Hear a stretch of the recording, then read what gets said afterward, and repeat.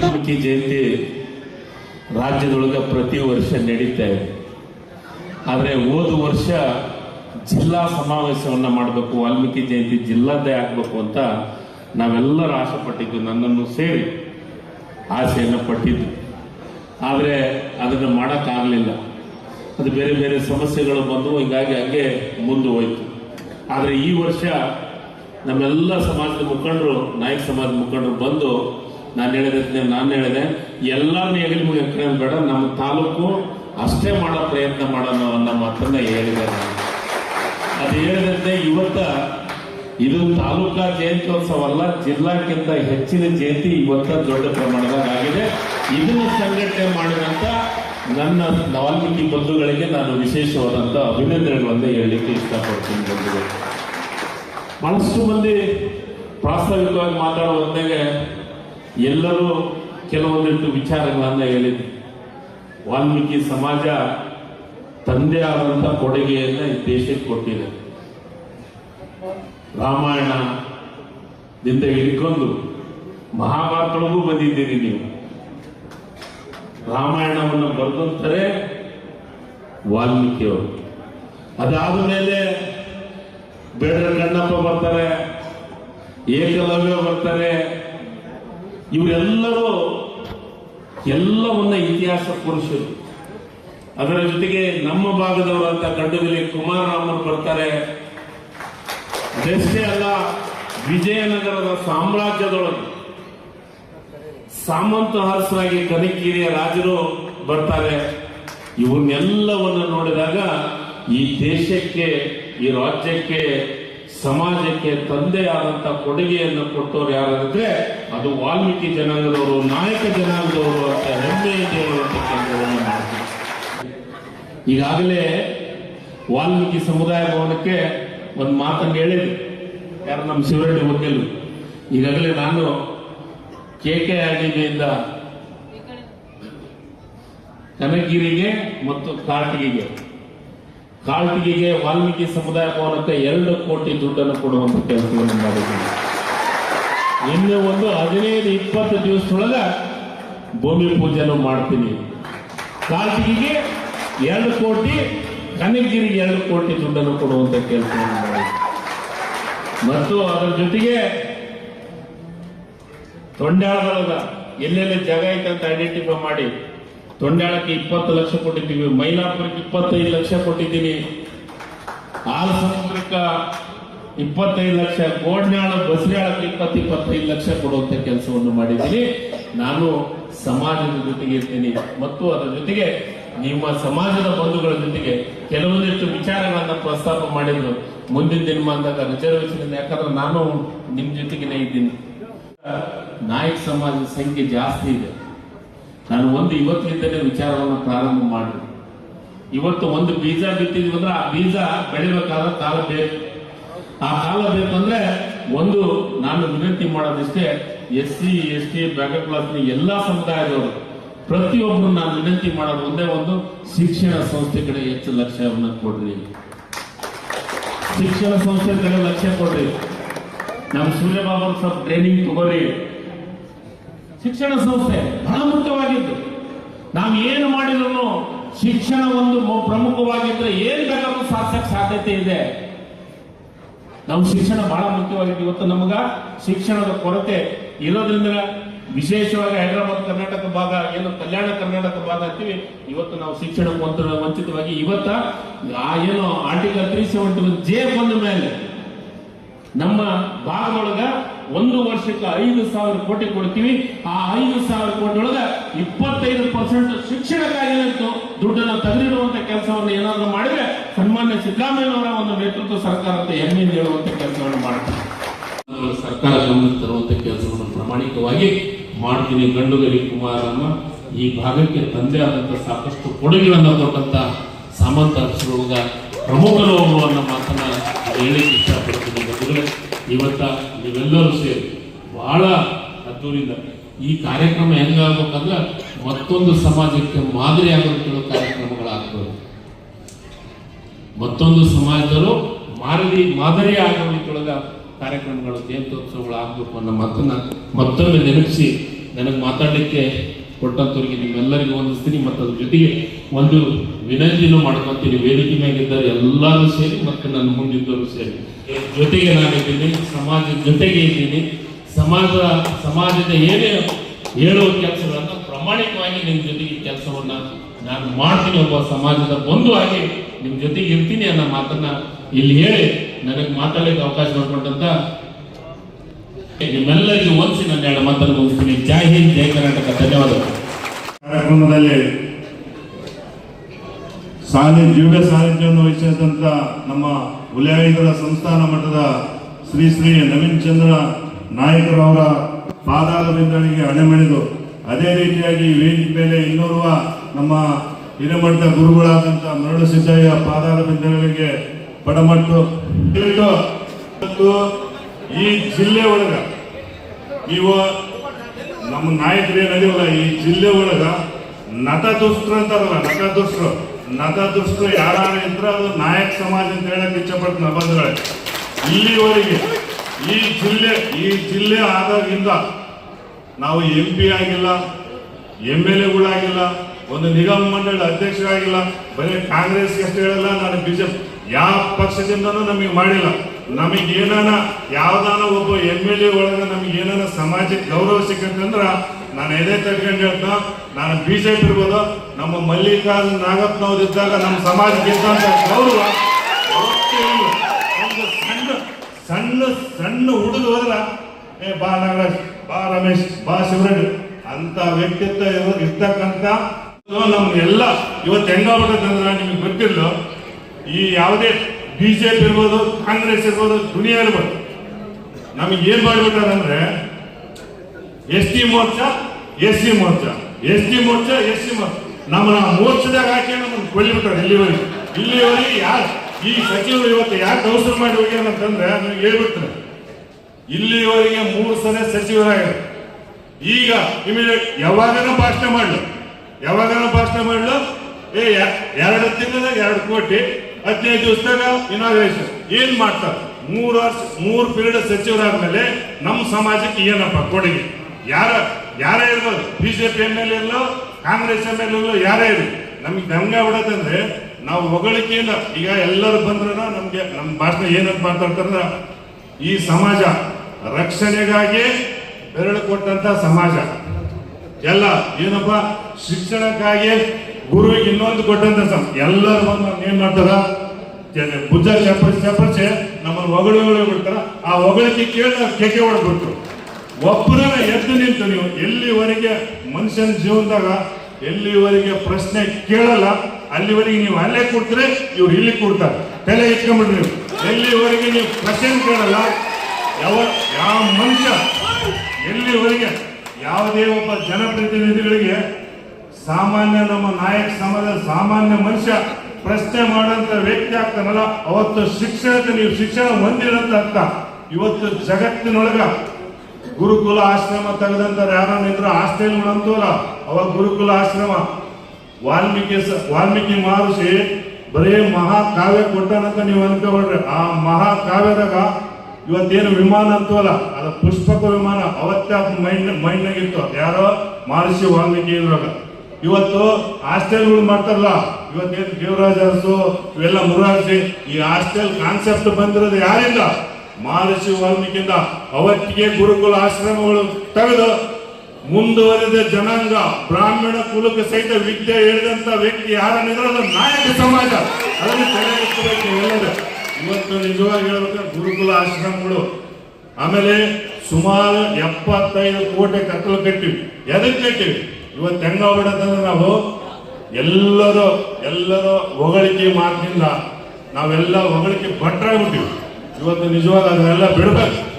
ಇವತ್ತು ನಾವು ನಿಜವಾಗಲೂ ನಮ್ಮ ಕೆಲಸ ಆಗ್ಬೇಕಂದ್ರೆ ಯಾವತ್ತು ಚುನಾವಣೆ ಬರ್ತಲ್ಲ, ಇವತ್ತು ಸಮಾಜದ ಪರವಾಗಿ ಯಾರಿರ್ತಾರ ಅವ್ರಿಗೆ ನಾವು ಮತ ನೀಡಿ ಪಾಠ ಕಲಿಸ್ಬೇಕು. BJP ಅಲ್ಲೂ, ಕಾಂಗ್ರೆಸ್ ಅಲ್ಲೂ, JDS ಅಲ್ಲೂ, ಅವಾಗ ಮಾತ್ರ ನಮ್ಮ ಸಮಾಜಕ್ಕೆ ಎಲ್ಲರೂ ಬರ್ತಾರೆ. ಇವತ್ತು ಎಲ್ಲರೂ ನೋಡ್ಯಾರ. ಇವತ್ತು ಅವ್ರಿಗೆ ಮಾತಾಡಕ್ ಆಗೋದು ಎಲ್ಲ ರಾಜಕಾರಣಿಗಳು ನೋಡ್ಯಾರ. ಈ ಸಮಾಜ ಅಂತಂದ್ರ ಎಲ್ಲೋ ಇವ್ರೇನು ಒಗ್ಗಟ್ಟಿಲ್ಲ, ಈಗ ನಾನು ಒಂದ್ಸರಿ ಎತ್ತಿ ಬಿಡೋದು, ನಮ್ಮ ಬೂಲಿಗೆರೆ ಒಂದ್ಸರಿ ಎತ್ತಿ ಬಿಡೋದು, ಇನ್ನೊಂದ್ಸರಿ ನಮ್ಮ ಸೂರ್ಯಡಿ ಎತ್ತಿ ಬಿಡೋದು, ಅದೆಲ್ಲ ನಡೆಯಂಗಿಲ್ಲ. ಇವತ್ತು ನಾವು ಅವರು ನಮಗೆ ಒದಿಲೆ ಬಡಿಲೆ ದುನಿಯಾ ಮಾಡು, ನಮಗೆ ತಾಳ್ಮೆ ಬಂದೈತೆ, ನಮ್ಮ ತಲೆ ಸಿಟ್ಟಿಲ್ಲ. ಯಾವ ಮನುಷ್ಯನ ತಲೆ ಸಿಟ್ಟು ಹೋಗ್ತೈತಲ್ಲ ಅವತ್ತು ಸಮಾಜ ಉದ್ಧಾರ ಆಗ್ತದೆ. ನೀವು ಮೊದಲು ಶಿಕ್ಷಣವಂತರಾದ ಕಲಿಬೇಕು, ಪ್ರಶ್ನೆ ಕೇಳೋಂಥದ್ದು ಕಲಿಬೇಕು. ನನಗೆ ಪ್ರತಿ ಸರಿ ಇಲ್ಲಿ ನಮ್ಮ ಅನಿಮೇಶ್ ಗುರಿಕಾರ್ ಅಂತ ಇದ್ದಾರೆ, ಅವ್ರು ನಾನು ಅವ್ರಿಗೆ 100 ಸರಿ ಫೋನ್ ಮಾಡಿ ಹೇಳ್ತೀನಿ. ನಮ್ಮ ಕಡೆಗೆ ಬೇರೆಯವ್ರು ಬಿಜೆಪಿ ಒಂದು ಹುಡುಗರ ಬೇರೆ ಜನಾಂಗದವರು ರಾಜಕಾರಣಿ ಬೆಳೆಸಕ್ ಸಾಧ್ಯನಿಲ್ಲ, ಕಾಂಟ್ರವರ್ಸಿ ವ್ಯಾಟ್ಸಪ್ ಹಾಕಕ್ ಸಾಧ್ಯ ಇಲ್ಲ. ಅದಕ್ಕೆ ದಮ್ಮು ಧೈರ್ಯ ತಾಕತ್ ಏನನ್ನ ಹಾಕೋದಿದ್ರ ಅದು ನಾಯಕ ಸಮಾಜದ ಹುಡುಗರು ಅಂತ ಹೇಳಕ್ ಇಷ್ಟಪಡ್ತೀನಿ. ಇವತ್ತು 10 ರಾಜಕಾರಣಿಗಳು ಬೇಸಿದ ಇವತ್ತು ಸಚಿವರು ಹೇಳೋದು, ನಿಮ್ಗೆ ನಮ್ಮ ಸಮಾಜ, ನಾನು ನಿಮ್ಮ ಸಮಾಜ ಬರೋ ನಮ್ಮ ಸಮಾಜದ ಹುಡುಗರು ಇವತ್ತು ಎಲ್ಲಿಂದ ಅಲ್ಲೇ ಅವನ ಮೊಬೈಲ್ನಾಗನ ಬಿಡೋದು ಅಷ್ಟೇ ಅವ್ನ ಕೆಲಸ. ಇವತ್ತಿಗೆ ಅವ್ನಿಗೆ ಏನು ನಿಗಮ ಮಂಡಳಿ ಇಟ್ಟಿಲ್ಲ. ನೀವೆಲ್ಲ ಇಲ್ಲೆಲ್ಲ ಎಸ್ಸಿಗೆ ಅವಕಾಶ ಐತಿ, ಹಿಂದುಳಿದ ವರ್ಗದವ್ರಿಗೆ ಅವಕಾಶ ಐತಿ, ಜಿಲ್ಲೆದಾಗ ಜನರಲ್ಗೆ ಅವಕಾಶ ಐತೆ, ನಮಗೇನೈತೆ ಅವಕಾಶ? ಅಟ್ಲೀಸ್ಟ್ ಮಾನವತೆ, ಮನುಷ್ಯತ್ವ, ಏನನ್ನ ಕರುಣೆ, ನಮಗೆ ದುಡಿದ ನಮ್ಮ ಋಣ ನಿಮ್ಗಿದ್ರ ನಿಗಮ ಮಂಡಳಿ ಇವತ್ತು ನಿಮ್ ಸರ್ಕಾರ ಐತೆ. ಇವತ್ತು ಶಿವರೆಡ್ಡಿ ವಕೀಲ ಆ ಕಡೆ ಅನ್ವೇಷ್ ನಾಯಕ್ ಅದರ, ನಾರಾಯಣಪ್ಪ ಅದರ, ಎಲ್ಲರ ಅವ್ರನ್ನ ಯಾಕೆ ನೀವು ನಾಮಿನೇಟ್ ಮಾಡಂಗಿಲ್ಲ? ಮಾಡಿ ತೋರ್ಸ್ರಿ. ಬರೀ ಸಮಾಜನ ಹೊಗಳಿ ಕಾರ್ಯಕ್ರಮದಾಗ ಬಂದು ಹೊಗಳೋದ್ರ ದೊಡ್ಡಷ್ಟಿಗೆ ಅಲ್ಲೇ ಅಲ್ಲ. ಇವತ್ತು ನಿಜವಾಗಿ ನಿಮಗೆ ತಾಕತ್ತು, ಧೈರ್ಯ, ದಮ್ಮು, ಸಮಾಜದ ಮೇಲೆ ಕರುಣೆ ಏನೋ ಇದ್ದಪ್ಪ ಅಂದ್ರೆ ಇಲ್ಲಿ ನಮ್ಮ ಕನಗಿರಿ ಕ್ಷೇತ್ರದಾಗ ನಮಗೆ ಒಂದು ಭೂಮಿ ಕೊಟ್ಟು ಸರ್ಕಾರ ಕಡೆ ಆಗಿಲ್ಲ ಅಂದ್ರ ನೀವು ಸಮಾಜದ ಋಣದಾಗ ಇದ್ರಿ. ಬಿಜೆಪಿ ಇರ್ಬೋದು, ಕಾಂಗ್ರೆಸ್ ಇರ್ಬೋದು, ನೀವು ಸಮಾಜದ ಋಣದಾಗಿದ್ರಿ. ನಿಮಗೆ ಮಾನವೀಯತೆ ನಮ್ಮ ಸಮಾಜದ ಬಗ್ಗೆ ಇದ್ರ ಸ್ವಂತ ಭೂಮಿ ಖರೀದಿ ಮಾಡಿ ನೀವು ನಿಮ್ಮ ಸರ್ಕಾರದ ವತಿಯಿಂದ 2 ಕೋಟಿ ಹಾಕ್ತಾರೋ 3 ಕೋಟಿ ಹಾಕ್ತಾರೋ ಸಮುದಾಯ ಭವನ ಕಟ್ಟಿಕೊಡ್ರಿ ಫಸ್ಟ್. ಅದ್ರ ಜೊತೆಗೆ ನಮಗೆ ಎಸ್.ಟಿ. ಹಾಸ್ಟೆಲ್ಗಳಿಲ್ಲ. ನಮ್ಮ ಸೋದರನ MP ಅವರಿಗೆ ನಾನು ಹೇಳಕ್ಕೆ ಇಚ್ಛೆ ಪಡ್ತೇನೆ, ಎಸ್.ಟಿ. ಹಾಸ್ಟೆಲ್ಗಳಿಲ್ಲ, ಮುರಾರ್ಜಿ ಸ್ಕೂಲ್ಗಳಿಲ್ಲ. ಇವೆಲ್ಲ ಶಿಕ್ಷಣಕ್ಕೆ ಹೆಚ್ಚಿಗೆ ಒತ್ತಿ ಕೊಡ್ರಿ. ನಮ್ದೇ ಪ್ರಾಧಿಕಾರದಾಗ ನಾವು ಶಿಕ್ಷಣ ಸಂಸ್ಥೆ ನಿರ್ಮಾಣ ಮಾಡಕ್ಕೆ ಎಷ್ಟು ಅವಕಾಶ ಇದೆ. ಒಬ್ಬರನ್ನ ನಿಮ್ ಜೊತೆಗೆ 24 ಗಂಟೆ ಬಿಡ್ತಾ ಇದ್ದಾರೆ ಅಂತ ಹುಡುಗರಿಗೆ ಒಂದು ಶಿಕ್ಷಣ ಒಂದು ಸಂಸ್ಥೆ ಕಟ್ಟಕ ಯಾಕೆ ನೀವು ಫೈನಾನ್ಸ್ ಹೆಲ್ಪ್ ಮಾಡಂಗಿಲ್ಲ?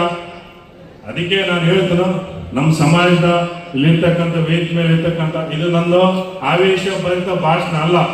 ನಾನು ನೊಂದು ಬೆಂದು ಮಾತಾಡಕತ್ತೀನಿ. ಇನ್ನೊಂದು ವಿಷಯ ಹೇಳ್ತೇನೆ, ನಾನು ಅಧಿಕಾರ ವರ್ಗದವ್ರಿಗೆ ಹೆಂಗಂದ್ರ SC/ST ಏನನ್ನು ವ್ಯಾಪಾರ ಮಾಡಿದ್ರ ದಂಧೆ ಅಂತಾರ. ಅದೇ ಬೇರೆ ಜನಾಂಗದವ್ರು ಮಾಡಿದ್ನಪ್ಪ ಅಂದ್ರ ಅದು ವ್ಯಾಪಾರ ಪದ್ಧತಿ ಪ್ರಕಾರ ಮಾಡ್ತಾರೆ ವ್ಯಾಪಾರ. ನಾವು ಮಾಡಿದ್ರೆ ದಂಧೆ, ಇನ್ನೊಬ್ರು ಮಾಡಿದ್ರ ಅದು ಮುಂದೆ.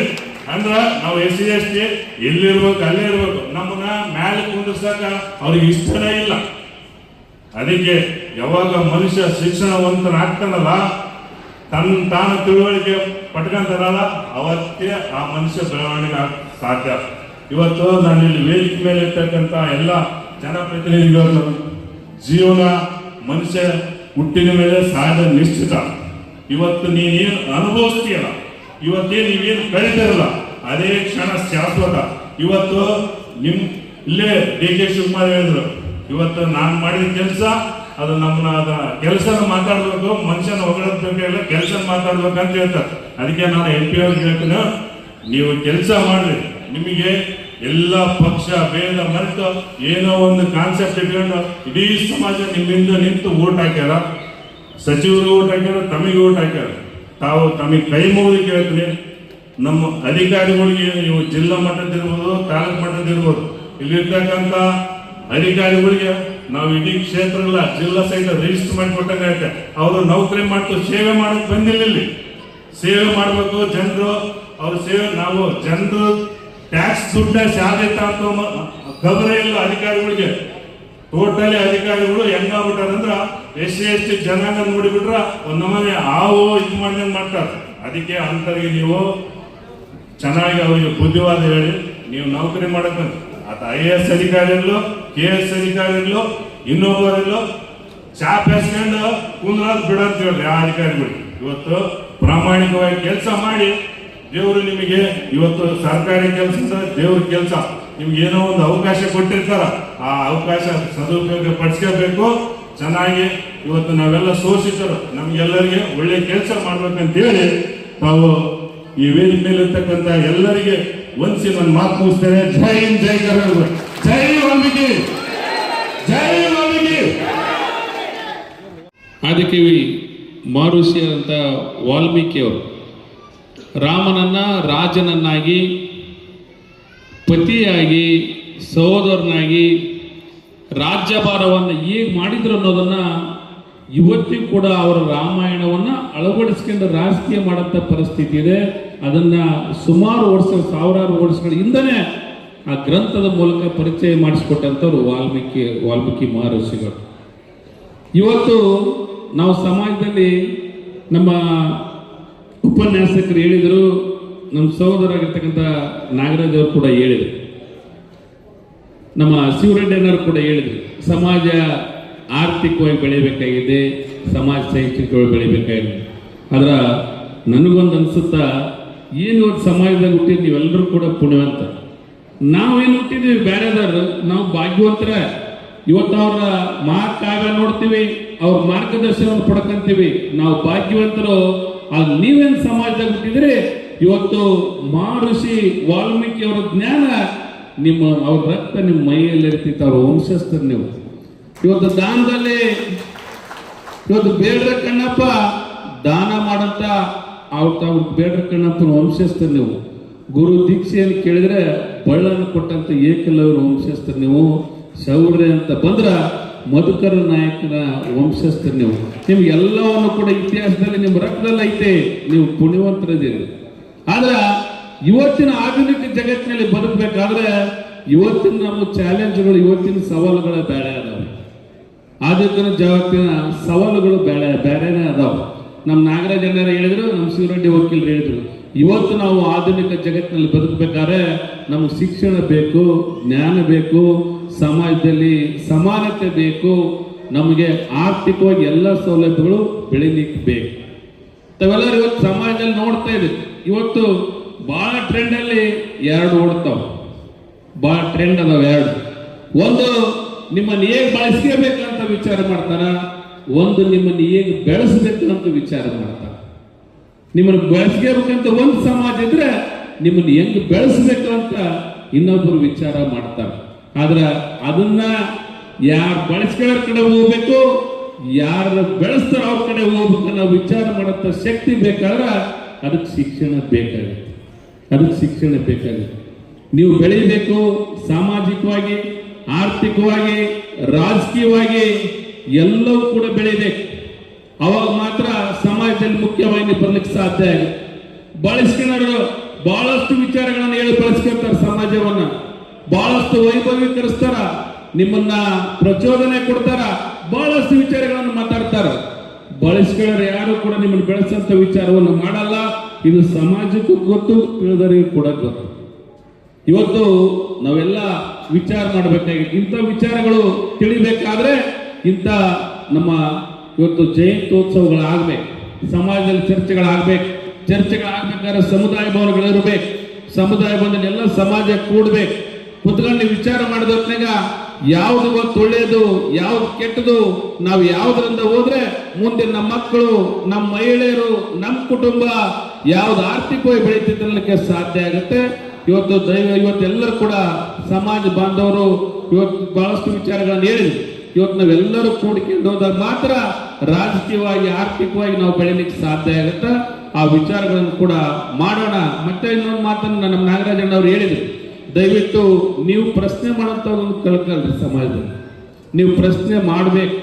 ಯಾವಾಗ ಕೂಡ ಯಾವುದೇ ರಾಜಕಾರಣ ಇರಲಿ, ಯಾವುದೇ ಪಕ್ಷ ಇರಲಿ, ನೀವು ಪ್ರಶ್ನೆ ಮಾಡಬೇಕು. ಪ್ರಶ್ನೆ ನಮ್ಮ ಸಮಾಜಕ್ಕೆ ಏನು ಮಾಡಿದ್ರಿ ಅಂತೇಳಿ ಅವ್ರು ಮಾಡಿದ್ರೆ ಕೂಡ ವೇದಿಕೆ ಮೇಲೆ ಬಂದವ್ರಿಗೆ ಹೇಳ್ಬೇಕು. ಇವತ್ತು ಬರೀ ಭಾಷಣ ಮಾಡಿ ಪ್ರಚೋದನೆ ಕೊಟ್ಟು ಮಾಡಿ ಹೋದ್ರೆ ನೀವು ಪ್ರಶ್ನೆ ಮಾಡಿದೊತ್ತಿಗೆ ನಾನು ಏನು ಮಾಡಿದ್ದೀನಿ ಅನ್ನೋದು ಧೈರ್ಯ ಇದ್ರೆ ಮಾತ್ರ ವೇದಿಕೆ ಮೇಲೆ ಬಂದು ನಿಮ್ಮನ್ನ ಹೇಳ್ತಾರೆ, ಇಂಥ ಕೆಲಸ ಮಾಡೀನಿ, ಮಾಡ್ತೀನಿ ಅಂತಂದು ಹೇಳ್ತಾರೆ. ಇಲ್ಲಾಂದ್ರೆ ನಿಮ್ಮ ರಾಜಕೀಯವಾಗಿ ಯಾವಾಗ ಬೇಕಾಗುತ್ತೆ ದೊಡ್ಡ ದೊಡ್ಡ ಭಾಷಣ ಮಾಡ್ತಾರ, ನಿಮ್ ಓಟ್ ಹಾಕ್ಸಿರ್ತಾರ. ಬೇಕಾದಾಗ ದೊಡ್ಡ ದೊಡ್ಡ ಸಣ್ಣ ಸಣ್ಣ ವಿಚಾರ ವೈಭವೀಕರಿಸ್ತಾರ, ಓಟ್ ಹಾಕ್ಸಿರ್ತಾರೆ. ಇಂಥ ಕೆಲಸಗಳಾದ್ರೆ ನಾವು ಸಾಮಾಜಿಕವಾಗಿ, ಆರ್ಥಿಕವಾಗಿ ನಾವಾಗ್ಲಿ ನಮ್ಮ ಮುಂದಿನ ಪೀಳಿಗೆ ಆಗಲಿ ಬೆಳೆಯಲಿಕ್ಕೆ ಸಾಧ್ಯ ಇಲ್ಲ. ದಯವಿಟ್ಟು ತಮ್ಮನ್ನೆಲ್ಲರ ವಿಚಾರವನ್ನು ನಾನು ಮನವಿಯನ್ನು ಮಾಡ್ತೇನೆ. ಸಮುದಾಯ ಭವನಗಳಾಗಬೇಕು, ಸಮಾಜದ ಚರ್ಚೆಗಳಾಗಬೇಕು, ಎಲ್ಲವೂ ಕೂಡ ತಮ್ಮೆಲ್ಲರ ಆಶೀರ್ವಾದ ಮೂಲಕ ನನಗೂ ಕೂಡ ಸಂಸದನಾಗಿ ಸೇವೆ ಸಲ್ಲಿಸಲಿಕ್ಕೆ ಅವಕಾಶ ಮಾಡಿಕೊಟ್ಟಿದ್ದೀರಿ. ನಾನು ಕೂಡ ನನ್ನ ಶಕ್ತಿ ಮೀರಿನ ಜೊತೆ ಇದ್ದು ಸೇವೆ ಮಾಡುವಂಥ ಕೆಲಸವನ್ನು ಕೂಡ ಮಾಡ್ತೀನಿ ಅಂತೇಳಿ ಈ ಸಂದರ್ಭದಲ್ಲಿ ನನಗೂ ಕೂಡ ನಾ ಅನಿಸಿಕೆಯನ್ನ ಹಂಚ್ಕೊಳ್ಳಿಕ್ಕೆ ಅವಕಾಶ ಮಾಡಿಕೊಟ್ಟಂತ ಎಲ್ಲ ಸಮಾಜದ ಬಾಂಧವರಿಗೂ ವೇದಿಕೆ ಇದ್ದಂಥ ಎಲ್ಲ ಹಿರಿಯರಿಗೂ ಕೂಡ ನಾನು ಅಭಿನಂದನೆಗಳನ್ನು ಸಲ್ಲಿಸಿ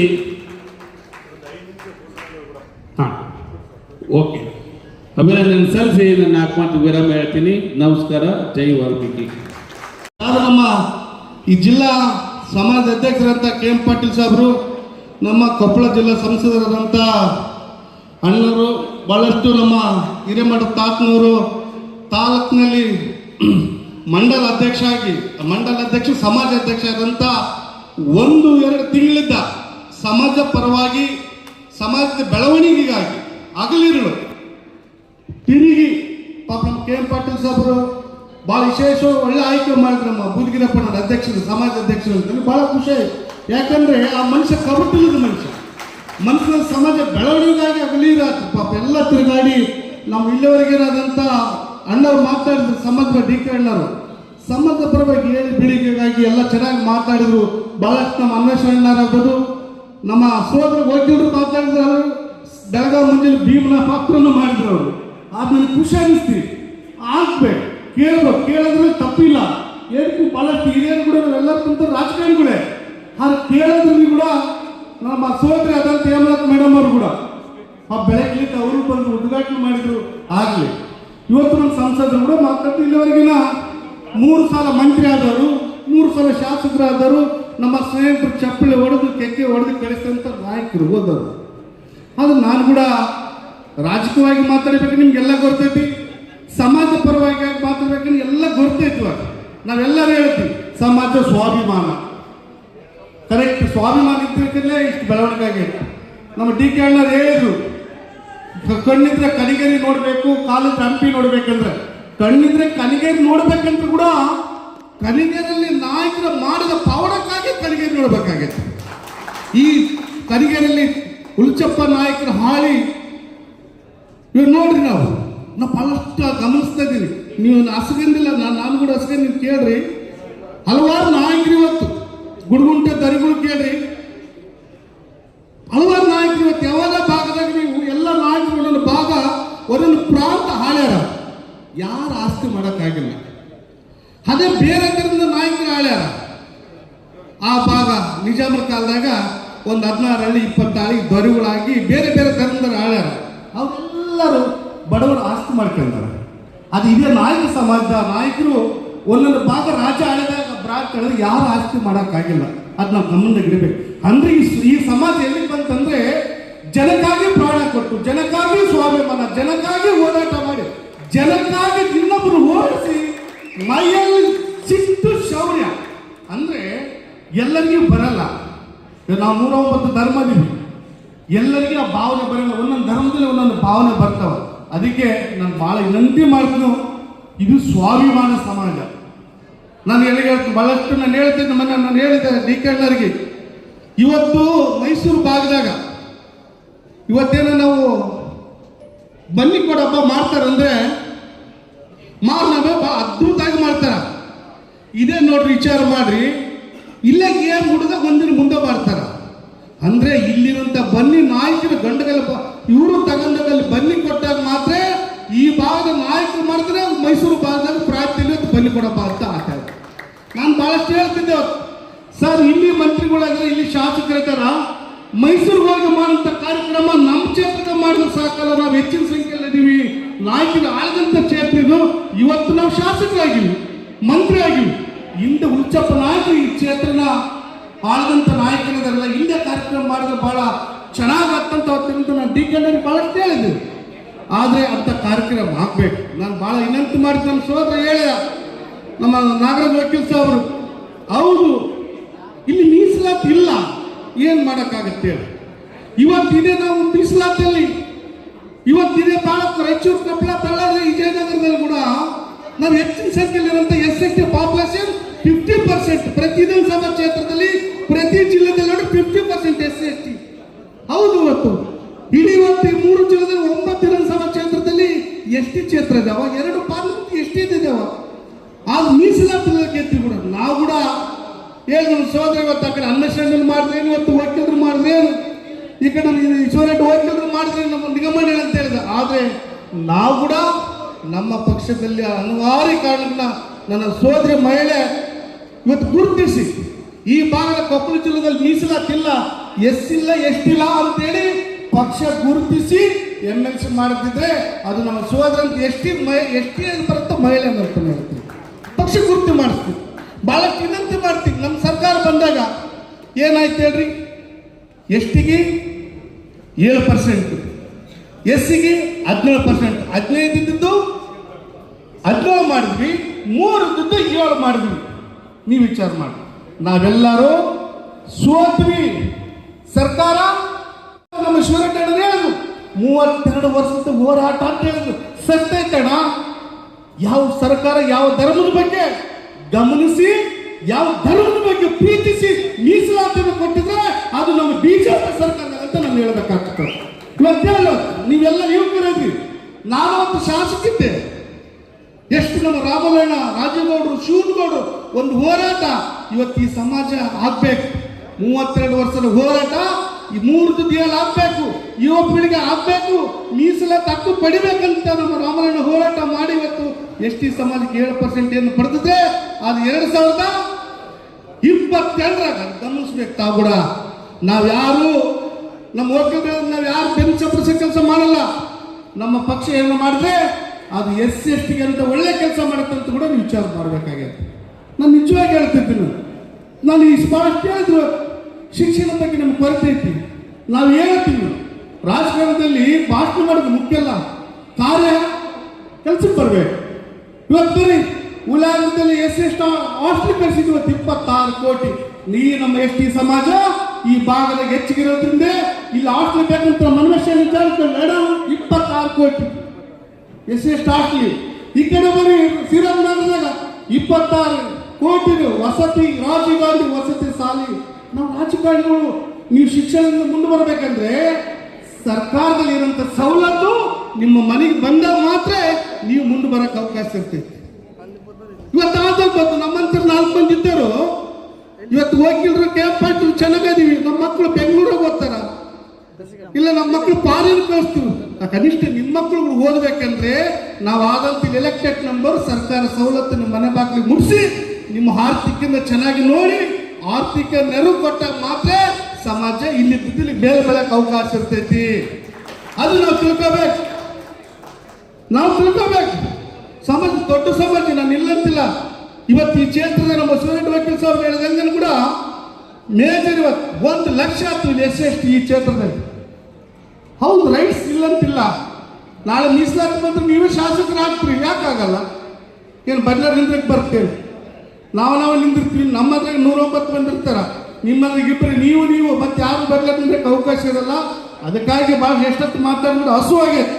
ಇವತ್ತು ನಾವು ಮಾಡಿದಂಥ ಸಮಾಜ ಒಂದ್ಸಲ ಶಾಸಕರು ಮಾಡಿ ಆಶೀರ್ವಾದ ಮಾಡಿ ನಾನು ನಮ್ಮ ವಕೀಲರು ಇಲ್ಲೇ ಜೂಟಿಗೆಯಲ್ಲಿ 2 ಎಕರೆ ಹೊಲ ರೆಡಿ ಮಾಡಿ ಬೇಲಿ ಕಿಚ್ಚಿ ರಾಮಲಣ್ಣ ST ಮೂರ್ಛೆ ಅಧ್ಯಕ್ಷ ST ನಿಗಮದ ಅಧ್ಯಕ್ಷತ ನಾನು ನಮ್ಮ ವಕೀಲರು 3 ಕೋಟಿ ದುಡ್ಡು ಕೊಡ್ತಂದ ಜಾಗ ಬೇಕಂದಾಗ ಒಳ್ಳೆ ಪಾಯಿಂಟ್ ಹುಡುಕಿದ್ವಿ.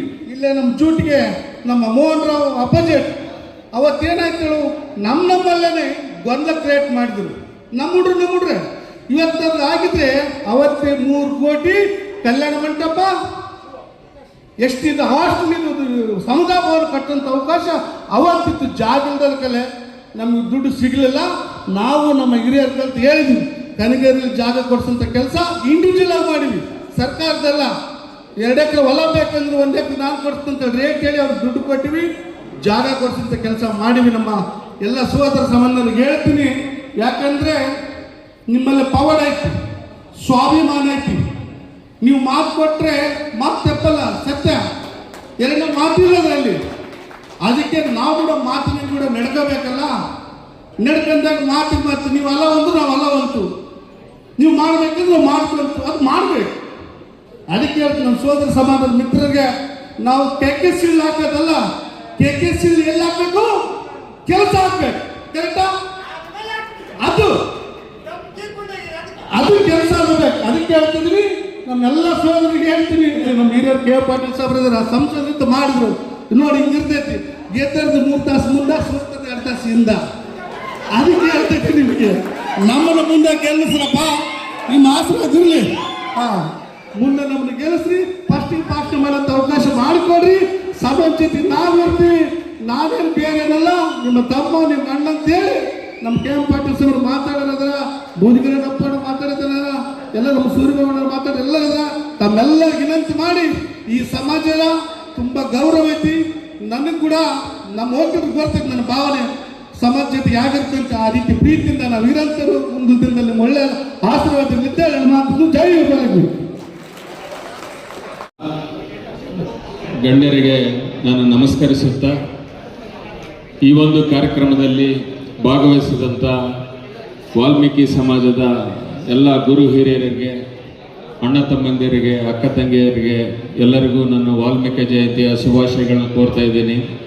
ನಮ್ಮ ದೇಶದ ಸಂಸ್ಕೃತಿಯ ಒಂದು ಬೆನ್ನೆಲುಬಾದಂಥ ರಾಮಾಯಣ ಮಹಾಕಾವ್ಯವನ್ನು ರಚಿಸಿದಂಥ ಮಹಾಕವಿ ಆದಿಕವಿ ವಾಲ್ಮೀಕಿ ಅವರ ಈ ಒಂದು ಜಯಂತಿಯನ್ನು ಆಚರಣೆ ಮಾಡುವ ಕಾರ್ಯಕ್ರಮದಲ್ಲಿ ಎಲ್ಲ ಸಮಾಜದ